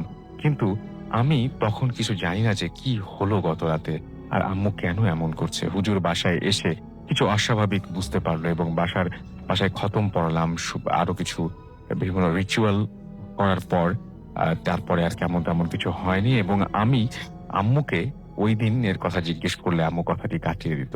আর ওই দিন নতুন রুমটি বন্ধ করে দিল। প্রায় 1 বছর পর আম্মু আমাকে একদিন ডেকে বলল ওই রুমটিতে ওই রাতে কি হয়েছিল। আমি ভয়ে কেঁপে উঠে ভাবতেই পারছিলাম না এমন কিছু সত্যি হয়েছিল। রাসেল ভাই, ঘটনার শুরুতে বলেছিলাম আম্মু রাতের স্বপ্নের কারণে ঘুম আসতো না। আম্মুর স্বপ্নে দেখতো একটি অন্ধকার রুমে আম্মু ঢুকছে এবং আর সেই 7 বছরের ছেলেটি আম্মুর দিকে তাকিয়ে বলছে, আমি তোকে মেরে ফেলবো, তুই বাঁচবি না, আমি তোকে মেরেই থাকবো। আমি খুব অবাক হলাম লাস্টের লাইনটাতে, আমি তোকে মেরেই থাকবো। ব্যাপারটা ঠিক রেগুলার না, কিন্তু আল্লাহ পাকের রহমতে ওই দিনের পরে আমাদের সাথে আর এমন কিছু ঘটেনি। এই ছিল ঘটনা। কেন ঘটলো তার সন্ধান পেলাম না। কিছু জিনিস অব্যক্তই থেকে যায়। আশা করি ভালো লেগেছে। সবাই ভালো থাকবেন, দোয়া করবেন। এই ছিল ঘটনা। আশা করছি যে আপনাদের কাছেও ভালো লেগেছে। আমরা চলে আমি এখন যেটা করব সেটা হচ্ছে আমার কাছে একটা মেইল রয়েছে, সেই মেইলটা আমি পড়তে চাই এবং যেভাবে আছে সেভাবেই পড়ছি। আমি এই মেইলের যে ঘটনাটা লিখেছেন তিনি, আমি এত কিছু জানি না যেহেতু এটা বাংলাদেশের বাইরে থেকে এসছে। বাট আপনারা নিশ্চয়ই জানেন এবং আপনারা অবশ্যই জানাবেন যে এই ঘটনাটা আপনাদের কাছে কেমন লেগেছে এবং এই ঘটনা আপনাদেরও জানা আছে কিনা। লিখছেন, হ্যালো রাসেল ভাই, জানি ভালো আছেন কারণ আপনি সবসময় ভালোর দলে। আমি কুনাল নন্দী ফ্রম ইন্ডিয়া, কলকাতা। আজকে আমি যে ঘটনাটা আপনাদের সাথে শেয়ার করতে চাই সেটা 1 বছর আগে আমার নিজের সাথে ঘটেছে। সেদিন আমার দাদার কলেজে একটা প্রোগ্রাম ছিল, তাই দাদার সাথে আমিও কলেজে যাই। প্রোগ্রাম শেষ হতে হতে প্রায় রাত 9টা বাজে। আর দাদার কলেজ থেকে আমাদের বাড়ি আসার সময় ইজি ওয়ে হলো মেট্রো, তাই আমরা লাস্ট মেট্রোটা ধরার আশায় তাড়াতাড়ি মেট্রো স্টেশনে পৌঁছালাম। কলকাতার famous Rabindra Sarobar metro station, নাম প্রকাশে। আচ্ছা, আমি ওখানে কিন্তু গিয়েছি। ওকে, আমি ওখানে গিয়েছি এবং মেট্রোতে চড়েওছি ওখানে গিয়ে। আচ্ছা, তিনি নাম প্রকাশে দ্বিধা বোধ করলাম না, কারণ এই স্টেশনটি অনেক কারণে ফেমাস। তার মধ্যে অন্যতম কিছু কারণ হলো এটি কলকাতার one of the most haunted প্লেসের মধ্যে একটি। আমি আবারও বলছি, যা তিনি লিখেছেন কুনাল নন্দী, আমি তাই পড়ছি। কলকাতার 70% মানে কি বলবো সুইসাইড এইখানে ঘটে এবং এবারের ঘটনায় ফেরা যাক। স্টেশনে পৌঁছে দেখলাম স্টেশন একদম ফাঁকা। শুধু হাতে গোনা ৫-৬ জন লোক আছে এবং ট্রেন আসতে তখনও মোটামুটি ২-৩ মিনিটস বাকি ছিল। আমরা ওয়েট করছিলাম। হঠাৎ অন্ধকার সুড়ঙ্গ থেকে এক ফুট অ্যা এক এক ছোটা আলো দেখলাম এবং বুঝলাম যে ট্রেন আসছে। ঠিক সেই সময় আমার পায়ের কাছে লাইনে আমি কালো ধোঁয়ার মতো ঝাপসা মানুষের আকৃতির কিছু একটা দেখলাম, যে নিমেষের মধ্যে উধাও হয়ে গেল এবং আমার দাদা আমার হাতটা কেন জানি না খুব জোরে চেপে ধরলো, জানি না কেন। কয়েক মুহূর্তের মধ্যেই সামনে ট্রেন এসে দাঁড়ালো ও আমরা উঠে পড়লাম। আমাদের পেছনেই এক ভদ্র মহিলা দাঁড়িয়েছিলেন, তিনিও আমাদের পেছন উঠলেন। ভেবেছিলাম ঘটনাটা হয়তো এখানেই শেষ হয়ে যাবে, বাট না। ট্রেনে উঠে দেখলাম এসির মধ্যেও দাদা ঘামছেন অ্যান্ড থরথর করে কাঁপছেন। বুঝলাম ভয়ঙ্কর কিছু একটা হয়েছে। কিছু বুঝে ওঠার আগেই আমাদের পেছন থেকে সেই মহিলা আমাকে এসে জিজ্ঞেস করলেন, তোমরা কি ট্রেন আসার ঠিক আগে লাইনে কাউকে দেখেছো? ওনার মুখে একটা অদ্ভুত ভয়ের ছাপ দেখা যাচ্ছিল, ঠিক দাদার মতোই।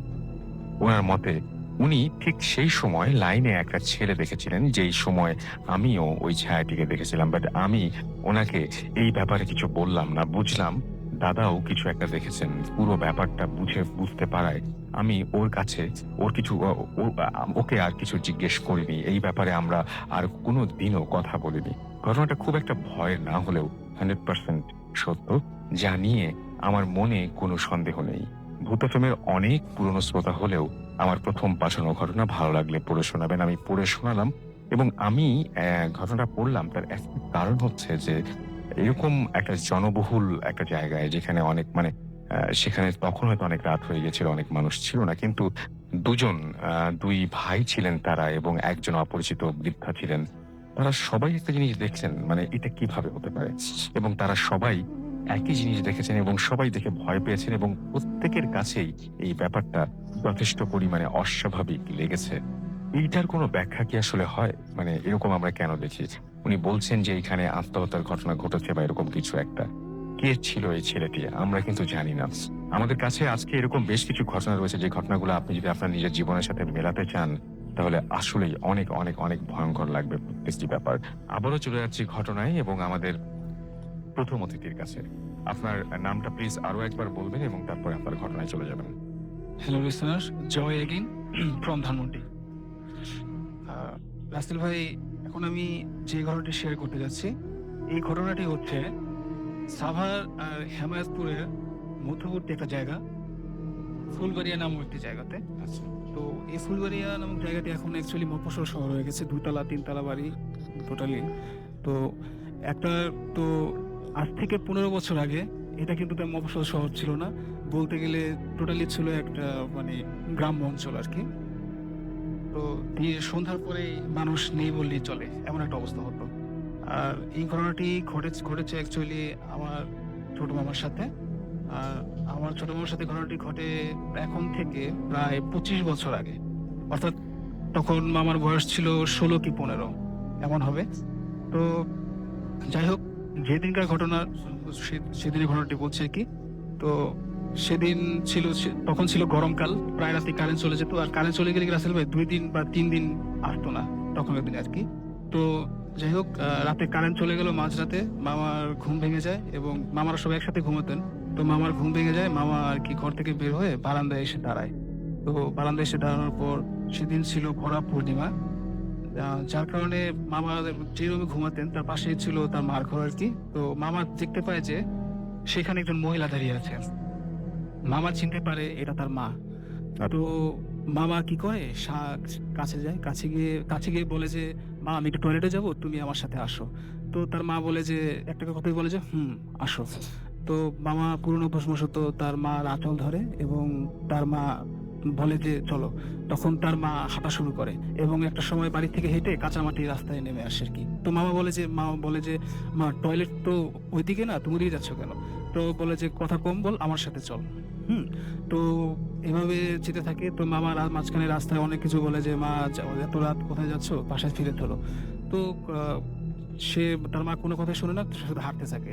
তো এভাবে তারা গ্রামের অনেকটা পথ এক সময় হেঁটে চলে আসে। তো সেদিন মাঝরাতে তো হালকা হালকা বাতাস বইছিল। বাতাসে মামার নাকে একটা গন্ধ আসে যে আর কি মাংস পচে গেলে যেমন একটা গন্ধ এমন আর কি। তো মামা সেটা আর কি গেস করে যে তার মার শরীর থেকে সেই গন্ধটা আর কি আসছে। তো মামা আসলে একটু করে যে তার মার শরীর থেকে গন্ধটা আসছে। তো মামা একটু সন্দেহ করে যে তার মায়ের শরীর থেকে এমন গন্ধ কেন আসবে। আর সে তার মামা আসলে একটু পরে বিষয়টা বুঝতে পারে যে আহ, সেদিন আসলে তার মা অসুস্থ ছিল। তার মা কোনোভাবেই আসলে তার সাথে আসা সম্ভব না। আর তার মা আসলে এতটা শক্তি পেল কি করে বা এত দ্রুত এভাবে হাঁটছে কি করে। তো তখন তার মনে একটা সন্দেহ জাগে। তখন তিনি আসলে বুঝতে পারে যে এটা আসলে তার মা না, এটা অন্য কোনো মহিলা আর কি। তো আসলে তখন তার বুঝতে পারাটা আসলে রাসেল ভাই একটু দেরি হয়ে গিয়েছিল। আর আসলে ততক্ষণে সেই মহিলা মামার হাতটা শক্ত করে ধরে ফেলেছে এবং প্রায় একটা পর্যায়ে বেশ টেনে টেনে নিয়ে যাচ্ছিল। মামা আকুতি বিনতি করছিল যে আমাকে ছাড়েন, আমি বাসায় যাবো, হয়তো আমাকে বাসায় দিয়ে আসেন। তো সে ছিল কি রাসেল ভাই, মানে একটু পথের একটু সামনেই ছিল একটা বিশাল আম বাগান। তো মানে তখনকার মানে গ্রামের লোকজন সেটাকে আমবাগ বলে জানতো। আর সেটা নিয়ে অনেক ধরনের ভৌতিক অভিজ্ঞতার ঘটনা আছে আর কি। তো যাই হোক, একটা সময় পর মামাকে প্রায় টেনে টেনে সেই বাগানের দিকেই নিয়ে যাওয়া হয়। আর মামা আসলে প্রায় টেনে হেঁচড়ে নিয়ে যাওয়া হয়। আর মামা শুনতে পায় যে দূরের যে কুকুরগুলো বা গাছের যে পেঁচা বা বাদুড় সেগুলো অদ্ভুত ভাবে শব্দ করছিল। তো মামা আসলে বুঝতে পারে যে তার সাথে ভয়ঙ্কর কোন একটা ঘটনা হতে যাচ্ছে। তো একটা সময় পর মামাকে পুরো টেনে হিচড়ে বাগানের ভেতরে ভিতরে একটা ডোবা ছিল আর কি। তো সেই ডোবার কাছাকাছি নিয়ে যাওয়া হয়। তো মামা আসলে অনেক আকুতি মিনতি করে, তো তাও মামাকে আর কি ছাড়া হয় না। তো যাই হোক, একটা সময় পর মামাকে টেনে সেই একেবারে ডোবার কাছাকাছি নিয়ে আসা হয় এবং সেই মহিলাও ডোবার ভেতরে ডোবাতে নামে এবং মামাকেও কি করে এক টান দিয়ে সেই ডোবার কোমর পর্যন্ত নামিয়ে ফেলে আর কি। তো রাসেল ভাই তখন আসলে মামার গায়ে একটু শক্তিও ছিল না। মামা শুধু তাকিয়ে তাকিয়ে দেখছিলেন। তো যাই হোক, মহিলা একটা সময় পর মামার দিকে এবার পুরোপুরি ঘুরে দাঁড়ালেন। আর মামা মানে যা দেখলেন, মানে খুবই আসলে ভয় পেলেন। তার জীবনে তিনি আসলে এত ভয় পাননি। তিনি দেখলেন যে সেটা আসলে মানুষ না, সেটা অন্য কিছু, যার মুখটা কুচকুচে কালো পুড়ে যাওয়া একটা মুখ। আর চোখে কোটরে কোনো চোখ নেই। আর মুখ দিয়ে অনেক মানে গল গল করে কিছু একটা বের হচ্ছে, চুলগুলো এলোমেলো।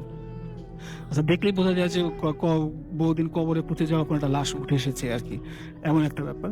তো মামা খুবই ভয় পায় এবং তার সেন্সলেস হয়ে যাওয়ার মতো অবস্থা। তো সেটা মামাকে টেনে পুরো আরো ডোবার ভেতরে নিয়ে যায় আর কি, বুক পর্যন্ত নামিয়ে ফেলে। তো মামা আসলে তখন সেন্সলেস হওয়ার আগে একটু খেয়াল করবো, একটুই হয় যে তার কাঁধে কেউ একজন হাত রেখেছিল আর কি, এতটুকু মামা বুঝতে পারে। তারপর মামা আর কি অজ্ঞান হয়ে যায়। তো মামা যখন আর কি সকালে ঘুম ভাঙে, তো সে নিজেকে তার বিছানায় আবিষ্কার করে এবং দেখে যে তার মা পাশে বসে আছে এবং গ্রামের কিছু মুরব্বীও সেখানে বসে আছে। তো যাই হোক, মামা জিজ্ঞেস করে যে সে কিভাবে বেঁচে ছিল। তখন তার মা বলে যে ওই আমবাগানের পাশে একটা মন্দির ছিল, যেখানে এক পুরোহিত ছিল, যেখানে পুজো টুজো দেওয়া হতো আর কি, এক পুরোহিত থাকতো আর কি। তো পুরোহিত রাতের বেলা শব্দ শুনে, তো সেই চিৎকারের শব্দ শুনে অনুসরণ করে আমবাগানের ভেতরে ঢুকে এবং সেখানে সেই ডোবাতে মামাকে আর কি ডুবাতে অবস্থায় পায় এবং মামাকে টেনে তোলে আর কি। তো বলে এরপর থেকে আর কি বাবা আর কি খুবই অসুস্থ হয়ে যায়।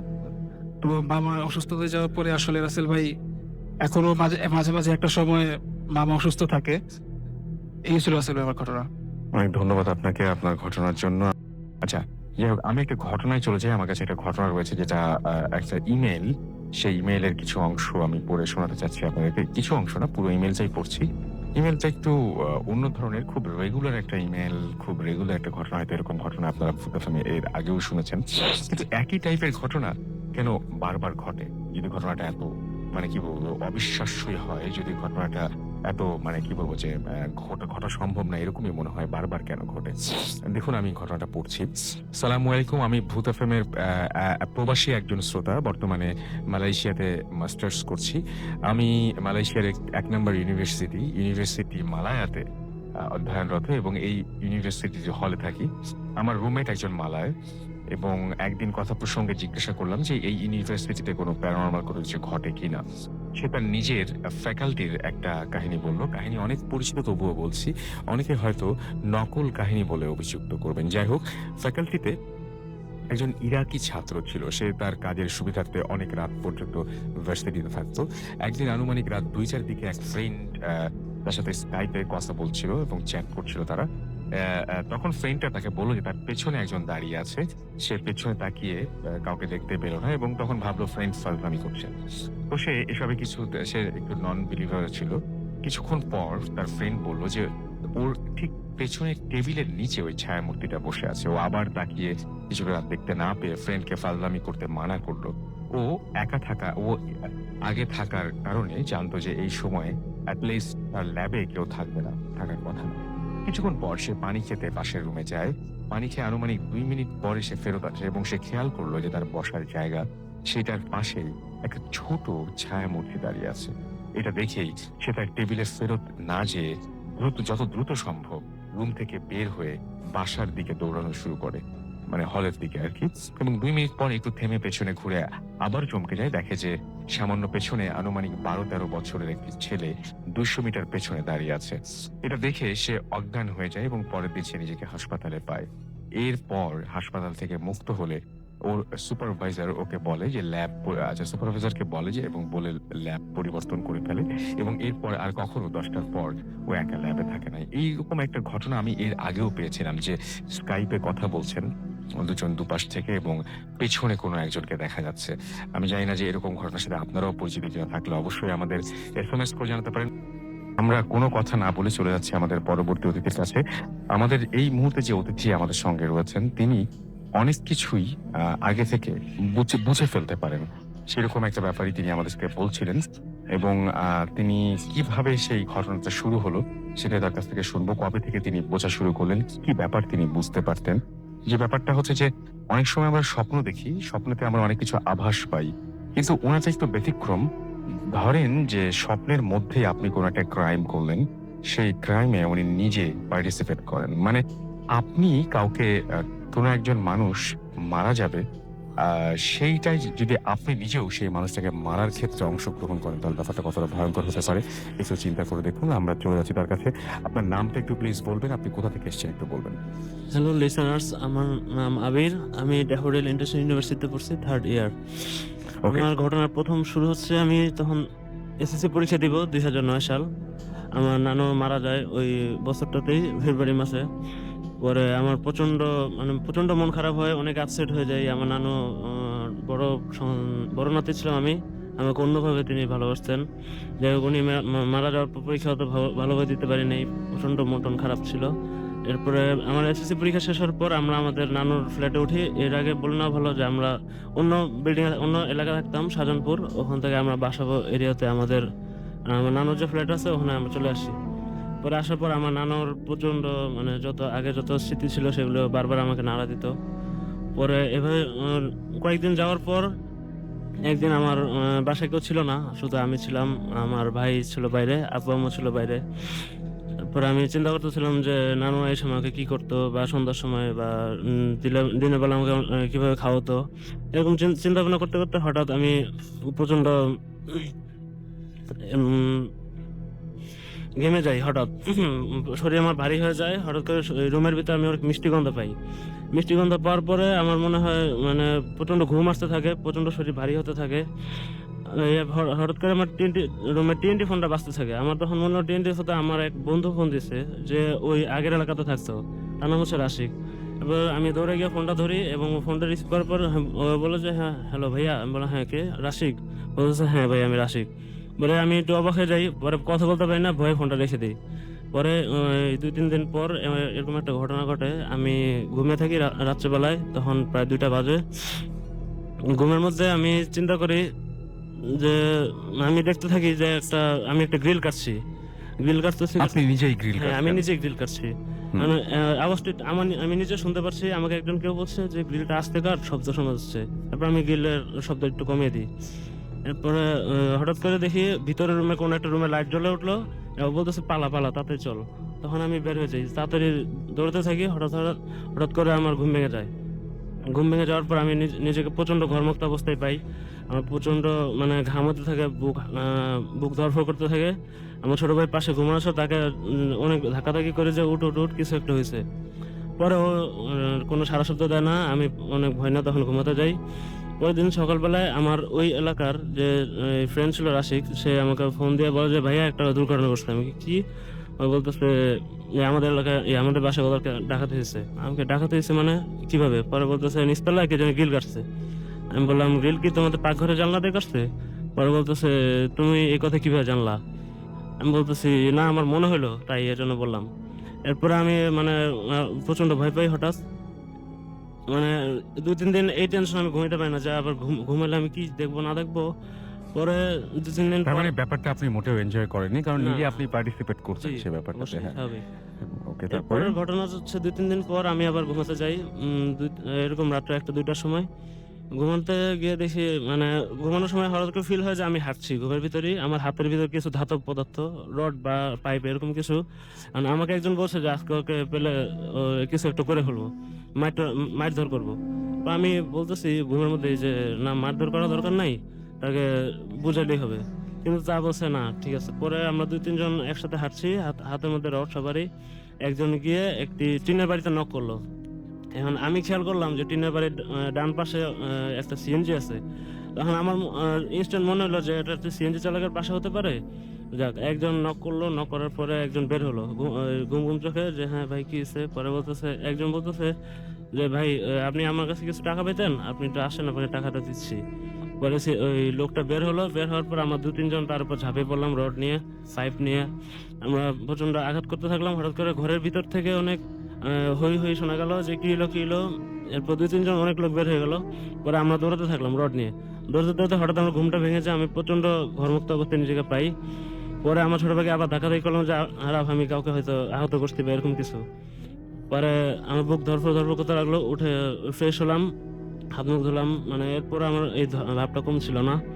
পরের দিন আমি পেপারে হয়তো এই জিনিসটা খেয়াল করি নাই, কিন্তু এর পরের দিনের পেপারে আমি জিনিসটা একটু ঘাটাঘাটি করলাম, 2-3টা পেপার একসাথে, যে এই টাইপের কোনো নিউজ আমি পাই কিনা, যে কোনো সিএনজি চালক আহত কিনা। পরে আমি খুঁজলাম একটা পেপারে, একটা ছোট একটা কলাম দেখতে পেলাম যে অজ্ঞাত যুবকদের হাতে সিএনজি চালক গুরুতর আহত। মানে এই সংবাদটা পাওয়ার পর আমি মানে নিজেকে আর কন্ট্রোল করতে পারিনি। আমার ছোট ভাইকে এই জিনিসটা বলি, সে এটা বিশ্বাস করতে চায় না, বলতে পারো না তুমি যা দেখছো ভুল দেখছো। আমি ভুল তো দেখি নাই, আমি নিজে এটা ফিল করছি এবং নিজে আমি তাকে হিট করছি মেবি। হুম।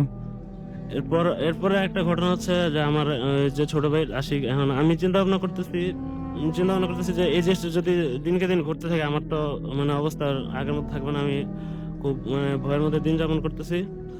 এর মধ্যে ছোট ছোট কিছু ঘটনা ঘটে যে আমি রাত্রেবেলা যখন ঘুমাই, যে আমার টেবিলে কিছু ঠক ঠক ঠক ঠক আওয়াজ শুনি, যেটা আমার ছোট ভাইকে আমি শুনিয়েছি। ইনফ্যাক্ট এরকম আমি যখন রাত্রে লাইট অফ করি, রাত্রে 12টা 12:30 1টার দিকে টেবিলে কেউ নক করলে যেমন ঠক ঠক ঠক আওয়াজ করে, লাইটটা জ্বাললে তখন আর সেই শব্দটা বন্ধ হয়ে যায়। শব্দটা বন্ধ হয়ে যায়। এবং আপনি এখন মোটামুটি এখনো এই অবস্থার মধ্যে আছেন, আপনি যে কোনো জিনিস মোটামুটি আগে থেকে বুঝতে পারেন।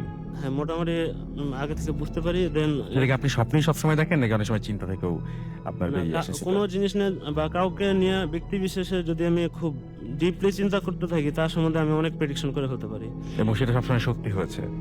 এখন পর্যন্ত আমি যতগুলো মানে ট্রাই করছি ততগুলো সত্যি হয়েছে। কি মনে হয় আপনার, কেন এরকম হয়? আমি এখনো ঠিক বলতে পারছি না, তবে একা একা থাকতে আমার খুব ভয় লাগে, এটা হচ্ছে বড় কথা। মানে এই কারণে যে আপনি কোনো কিছু দেখে ফেলতে পারেন বা বুঝে ফেলতে পারেন, এই কারণে? বুঝে ফেলতে পারি এরকম একটা কিছু।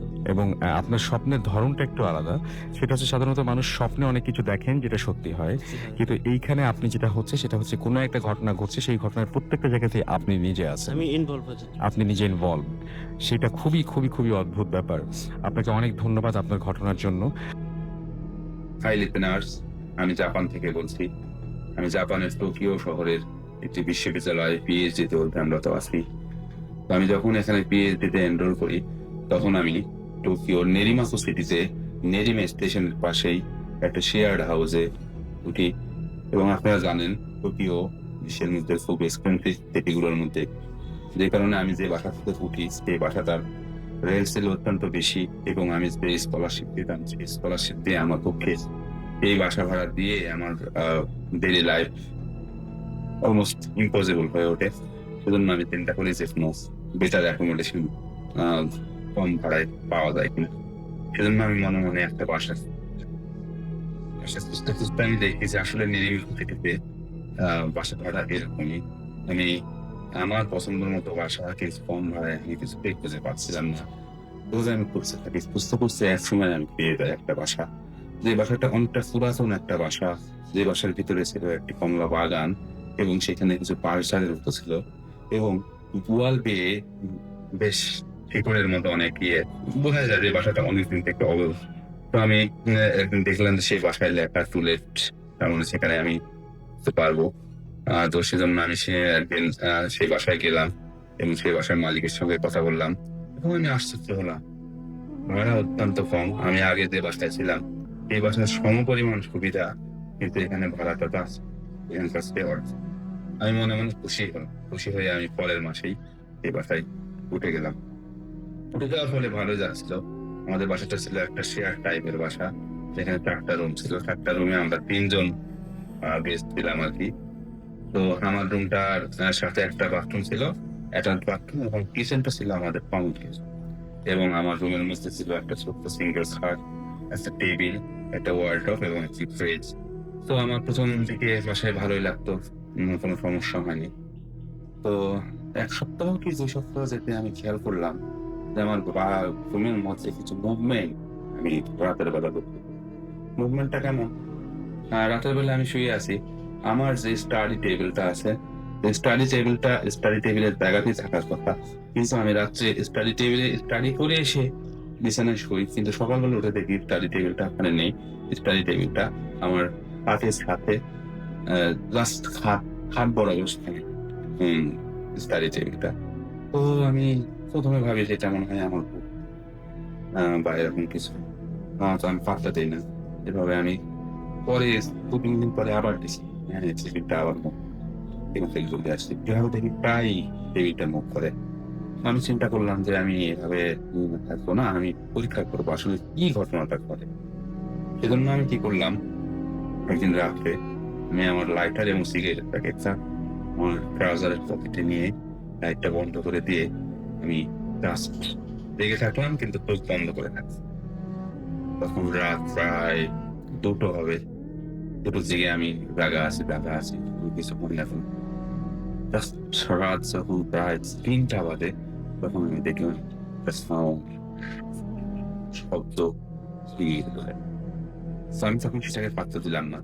তো তারপরে আমি যেটা দেখলাম সেটা হলো যে আমার স্টাডি টেবিলটা জাস্ট উঠে চলে আসতে আমার দেখে আমি খুবই ভয় পাচ্ছি, কিন্তু তবুও আমি চুপ করেছিলাম যে আমি সবটা আমাকে দেখি। তারপর ধীরে স্টাডি টেবিলটা এসে যেখানে প্রতিদিন থাকে সেখানে স্থির হলো। তখন আমি জাগ করলাম কে বলে চিৎকার দিয়েছি, আর সঙ্গে সঙ্গে আমি একটা মহিলার আর্তনাদের মতো একটা কণ্ঠ শুনতে পেলাম। জাতীয় একটা শব্দ হলো। হওয়ার পরে আমি লাইট জ্বালালাম, লাইট জ্বালিয়ে আমি কিছু দেখতে পেলাম না, কিন্তু আমি জাস্ট দেখলাম যে আমার পড়ার টেবিলটা জায়গায় নেই, জাস্ট টেবিলটা এসে আমার এখানে লেগে। আমি এটা খুবই ভয় পাই এবং ভয় পেয়ে আমি জাস্ট একের পর এক দিকে শেষ করতে থাকি এবং আমি ভোর হলে জাস্ট সেখান থেকে সেই বাসা থেকে কিছু না খেয়ে আমি বের হয়ে যাই এবং আমি তাড়াতাড়ি আমার ইউনিভার্সিটি চলে যাই। ইউনিভার্সিটি থেকে ফিরেই আমি মালিককে বলি আমি বাসাতে থাকবো না। তো উনি বললেন কেন? তখন আমি মালিক বললাম, তখন মালিক বললো যে সেই রুমে নাকি আমি ভাড়া থাকতো, সেই রুমের যে জায়গাটাতে আমার টেবিলটা স্থির হয় সেখানে সে চলায় পাশ দিয়ে আর কি আত্মহত্যা করছিল। তারপর থেকে এই বাসাটা পুরো অবস্থায় ছিল। প্রায় 10 বছর পরে আবার সে ভাড়ার জন্য দিয়েছে, কিন্তু সেই উৎপাদটা এখন থেকেই গেছে আর কি। তো আমি আর সেখানে থাকতে পারলাম না। জাস্ট সেদিনই আমি আমার এক বন্ধুর সাথে থাকলাম, বা পরের দিন আমি সে বাসাতে আমি আবার আমার পূর্বের বাসায় এসে আছি। এখন থেকে আমার আর কোনো সমস্যা হয়নি। ধন্যবাদ বাসুর ভাই। আপনার নামটা প্লিজ একটু বলবেন এবং আপনি কোথা থেকে এসেছেন? হ্যালো লিসেনার্স, আমি অনিক ফ্রম ধানমন্ডি 27 ইন্টারন্যাশনাল কলেজে ফার্স্ট ইয়ারে আছি। অ্যাকচুয়ালি সবাইকে প্রথমেই ওকে, আপনাকে একটু মাইক্রোফোনের কাছাকাছি চলে আসতে হবে। আচ্ছা, আপনি থাকেন ধানমন্ডি 27 নম্বরে এবং আপনি বলছিলেন যে আপনাদের বাসাটায় খুব অদ্ভুত টাইপের কিছু ঘটনা ঘটে, রেগুলারলি ঘটছে। কি ধরনের ঘটনা আপনাদের বাসায় ঘটে আসলে? আসলে আমাদের বাসাটা হলো অনেক পুরনো একটা বাসা। ওইটা মানে সবচেয়ে বড় বাসাটা বেশি একটা বড় না, দোতলার বাসা। ওইটাতে মানে আমরা থাকি। আমাদের বাসাটায় মানে বাউন্ডারিতে 2টা বিল্ডিং, আমি যেই বিল্ডিংটাতে থাকি আরেকটা বিল্ডিং, ওইটাতে অফিস, আমার আব্বুর অফিস দোতলা। আসলে ঘটনাটা কি, আমি সবসময়ই বরাবরের মতো 12টা-1টার দিকে মানে স্টাডি শেষ করে ঘুমিয়ে পড়ি। ওই দিনও ঘুমিয়ে পড়েছিলাম। ঘুমের উপর মানে রাত 2টায় আমি হঠাৎ করে জেগে উঠি। জাগার পরে মানে ওয়াশরুমে যাই। ওয়াশরুম থেকে বের হওয়ার পর মানে মানে ফেসবুক চালানোর জন্য একটু সময় নিই। তারপর মানে আমার একটা বাজে অভ্যাস আছে, আমি অনেক রাত পর্যন্ত ফেসবুক ইউজ করি। এই জন্য মাঝে মধ্যে বারান্দায় যেতে হয়। এই জন্য বারান্দায় গেছি। ওই দিনও বরাবর মতো হঠাৎ গেছি, যাওয়ার পর মানে ফেসবুক ইউজ করতেছি, চ্যাটিং। এরপর পাশের বিল্ডিং এর ছাদে আমার মানে চোখ যায়। হঠাৎ করে যা দেখতে পাই তা হলো ছাদের 2 পাশে, ডান পাশ এবং বাম পাশে 2টা পাঞ্জাবি পরা সাদা 2টা লোক, মানে অনেক বৃদ্ধ, হাতে পেপার মানে পত্রিকা পড়তেছে। পড়ে আমি খুবই মানে ওইটা দেখে খুবই ভয় পাই। এবং আপনাদের ছাদে না পাশের কোনো বাড়ি? পাশের মানে আমাদের বাউন্ডারির মধ্যে অন্য বিল্ডিংটা। অন্য বিল্ডিং এ। তখন কয়টা বাজে রাত? ওই টাইমে 2টা 15 মতো বাজে। 2টা 15 মতো বাজে এবং অন্ধকারের মধ্যে পেপার হাতে নিয়ে বসে আছেন। হ্যাঁ হ্যাঁ। Okay. মানে ওই দিন পূর্ণিমা রাত ছিল, মানে আচ্ছা। যাদের দেখা যেতেছিল। আচ্ছা, কিন্তু কোনো সুস্থ মানুষ সাধারণত ওই সময় পত্রিকা না, হাতে না। থাকবেন না, সেটাই। বৃদ্ধ অনেক, মানে ওনার মুখটা, ফেসটা দেখা যাচ্ছিল না, নিচের টুক দেখা যাচ্ছিল, পাটা, পাঞ্জাবি। তারপর হঠাৎ করে পেপারটা সরাইছি, এরপরে যা দেখছি তা আমি কোনোদিন অ্যাকসেপ্ট করিনি। হঠাৎ দেখলাম ওনার মানে মাথা নাই, গলা থেকে নিচের বডিটা শুধু, ওই যে জায়গা থেকে মানে ব্লাড ঝরতেছে। ওই টাইমে আমি ওইটা দেখে খুবই মানে ভয় পাই। সাথে সাথে মানে চিৎকার করি এবং রুমের ভিতরে দৌড়ে চলে যাই, ফেন্সিং হয়ে যাই। ওপর আমার আব্বু, সবাই মানে আব্বু টাব্বু আসে, ফ্যামিলির আইসা মানে আমাকে ধরে এবং মানে পানি টানি দেয় চোখে মুখে। আমি ওই যখন ওই সেন্স পাই ওই সময় আমি দেখি আমার বেরি। তারপর আমি ঘটনাটা বললাম সবাইকে, মনে করছে ওরা হয়তো আমি ভুল টুল দেখছি। যাই হোক, ওই জায়গায় এই ঘটনাটা শেষ হলে ভালো হতো। পরের দিন আমার মানে 2-3 দিন খুবই জ্বর থাকে। পরে আমার সাথে আরেকটা যে ঘটনা ঘটছে, এরকমই একদিন আমি ঘুমিয়ে আসছিলাম রাত 2টার দিকে, মানে আমার পানি খাওয়ার দরকার পড়ে। ওই সময় আমি কিচেনে যাই, যাওয়ার পরে পানি খাওয়ার সময় লাইট অফ থাকে। ওই সময় মানে হঠাৎ করে মানে একটা হাত আমার গলার মধ্যে চেপে ধরার পর আমি অনেক চেষ্টা করি ছুটার জন্য, আমার ধুম আটকে যাচ্ছে, এরকম অবস্থা। হঠাৎ করে মানে এরকম অবস্থা, আমি অনেক চেষ্টা করি ছুটার জন্য। হঠাৎ করে মানে ওই সময় অনেক কষ্ট করে আমি সুইচটা আমার হাতের পাশে পাই, সুইচটা অন করি, সাথে সাথে মানে ওই জিনিসটাও ভ্যানিশ হয়ে যায়। এবং আমার চিৎকারে আমার আব্বু আমার রুমে মানে কিচেনে চলে আসি। ওই সময় আমি মানে অনেক সিক হই, আমাকে পানি টানি দেয়, আর এরকমই আগের অবস্থা। পরে এই ঘটনাটা বলি, এরপর থেকে মানে বোঝা যাচ্ছে আমাদের এখানে কিছু আছে হয়তো, মানে এরকম প্রেডিকশন করা হয়েছে। এই বাসাটার অন্য কোনো হিস্ট্রি আছে কেন এরকম হয়? এরকম এটা ওই যে 1971 সালে নাকি মানে এই বাসাটা হয়েছে, ওই সময় ওই জায়গায় নাকি ওই মানে কি মানুষ টানুষ মারা গেছে, এরকম এই জায়গায় না মানে লাস্ট পাচ্ছি এরকম অবস্থা। ওকে, আপনাকে অনেক ধন্যবাদ আপনার ঘটনার জন্য।